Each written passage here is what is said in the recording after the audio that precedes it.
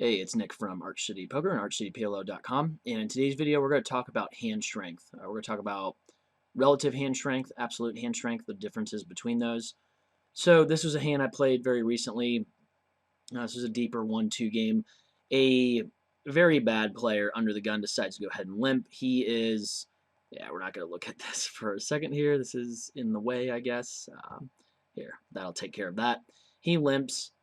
He is capable of limp calling quite large pre-flop raise sizes with hands like Jack, Deuce suited, lots of junk like that. So he limps. I decided to try to ISO, and I was sizing up my raises in this session, trying to, in fact, isolate this player who was deep with pocket queens, as you can see here. Solid player who's also deep with us decides to flat. This is usually going to be a pretty strong range from a solid player. I would expect him to have some strong pocket pairs, higher ranking suited broadways, connectors, stuff like that, big aces. So he flats.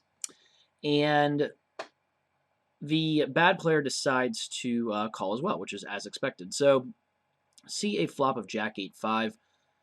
Pot's roughly $50. So SPR is going to be about 10 with this player, about 11 or so between myself and the solid player. And as far as range advantage, I would say that I have a slight advantage. I think the solid player is certainly going to have some top set, some middle set, some ace jack, maybe perhaps some queens that he flats, but obviously I block that very hard. But I have aces and kings in my range that he will not have. So slight advantage as far as both of us are concerned.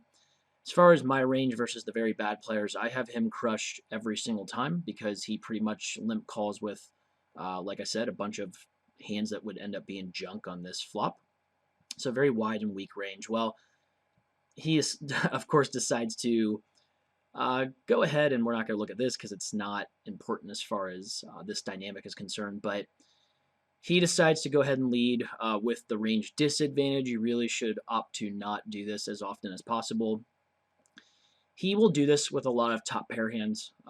He will do this with better than top pair, but he does it with a lot of top pair hands to where he will bet call with worse hands quite often here. I think he actually does this with flush draws and open enders as well. So I decided to go ahead and raise, trying to isolate him. I'm not concerned with raise folding too much equity in this spot. He will never jam over me or like 3-bet check raise here with a worse hand. So this is like a perfect raise fold spot.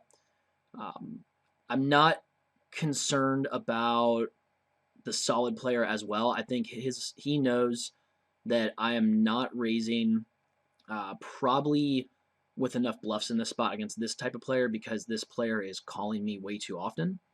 So he's just going to have a good hand. And, I don't really care about being balanced in this spot between myself and the solid player simply because this player is not going to exploit me. I'm going to make a lot of money off of this player by isolating him with this raise. So this is all that really matters to me. I'm not too worried about having that balance, like I said, with this player. Now, what ends up happening is the solid player is thinking for a second here. In the very bad player, the fish, he says all in. So the solid player was cutting some chips, and I think he might have actually been cutting some raising chips, in fact, which I think if I was him, I would just flat my whole range in that spot. I think his raise looks extremely strong, knowing that I'm likely not bluffing this player. So it was odd to me that he was possibly considering raise, but he gives this player kind of an interesting look, and he actually just ends up flatting, knowing that this all-in bet was going to have to stand. So I think this range is incredibly strong up here from this player. I would say this is almost always going to be a set. And this is where a lot of you guys, this is where we're going to get into absolute hand strength and relative hand strength. So as far as absolute hand strength, yeah, I got an overpair and a no limit hold'em. That's usually a pretty strong hand. But consider the action that has taken place here. I was led into, and then by this player then followed by a verbal shove on top of my bet, which already looks pretty strong. So I would say this is pretty much almost always at least 2 pairs plus. And this player flatted knowing that this player was going to have to go all in and his bet was going to stand. This player's never putting in 75 knowing that they're going to have to fold to this all-in bet. So this player is announcing pretty much that he is going all in because, like I said, he's not going to fold that 75 once he puts it in, knowing that this is going to be an all-in bet following that. So as far as relative hand strength, I think I'm pretty much drawing dead to essentially the 2 queens. Like those are going to be the only 2 outs I have. This would be extremely unprofitable to get it in at this point with these 2. And I see way too many players overvaluing queen. They'll say, well, if you got it, you got it.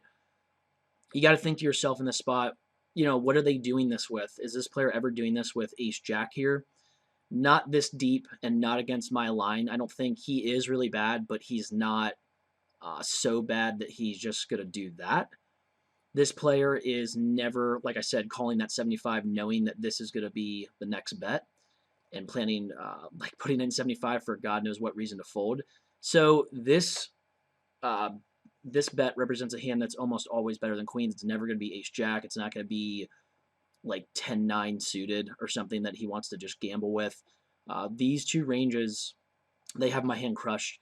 So, as far as relative hand strength, this hand is worth nothing. Absolute hand strength, yeah, it's an overpair, like I said, but I hope you guys get that concept, the differences between absolute hand strength and relative hand strength.